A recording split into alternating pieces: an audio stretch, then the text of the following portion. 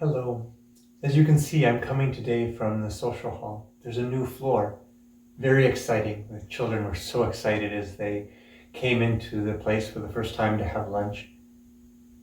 The floor was dedicated by a very generous family in honor of Monsignor Wald. So it's a great honor, and we can have a certain remembrance of him in this floor then. But I'm sure it will serve very well to host many gatherings and many social events that I hope will continue to increase in the time ahead. I wanted to start this vlog off with a certain apology. I love strategy and planning and all that kind of thing, but most people I realize don't. I apologize for my vlogs getting a bit too strategic, so to speak. How about I try to be more concrete? I want to ask a question. What is going to happen? How is my experience of the parish and my life going to change with all this stuff you keep talking about, Father? I've mentioned that our world is changing, and this abandonment of God by our culture means our parish faces the threats of low numbers and the accompanying financial woes that certainly could come because of that. So what does this mean for me? Well, let's use the analogy of going over a cliff. That sounds optimistic. Let's pretend we are all on a bus driving along.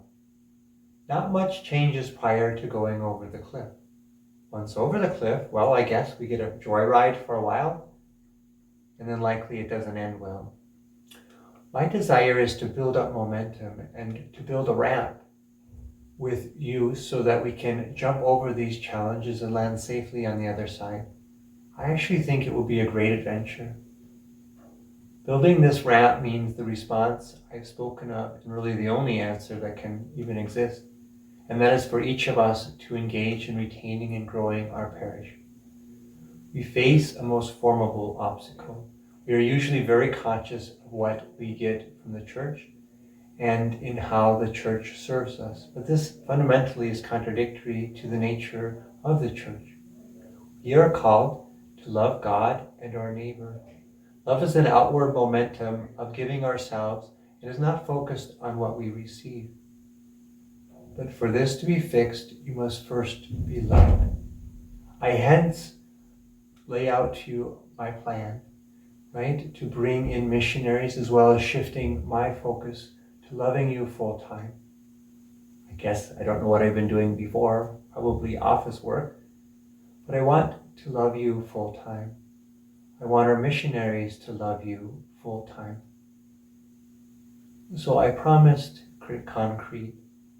Well, your first step is to be loved. That is harder and more straightforward than it seems. It means saying yes to being invited over for a meal or a visit, to be open to us and receptive to the love that we want to pour out upon you. It is a trust and a surrender, a stepping out and seeing where the Lord might want to lead me. Our faith is the most wonderful thing because our God is the most amazing God ever. This really is God's love, and it is so incarnational, meaning it takes on flesh. We can really experience this love of our amazing God from others. I want you to experience this love and ultimately to give you the confidence to love others as I have loved you. As the Father has loved me, so I have loved you. These beautiful words by Jesus are carried out in human history, generation after generation, of a person such as myself, of you, loving another in God, and this beginning to grow and them beginning to love others. God so desires His love to grow, and He so desires our parish to be able to use this beautiful gift of His to retain our members and to grow.